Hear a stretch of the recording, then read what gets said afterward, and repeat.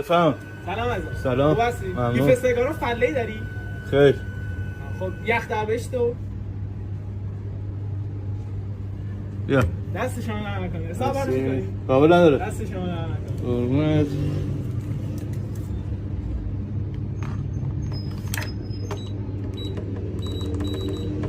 رمزتون؟ 1360.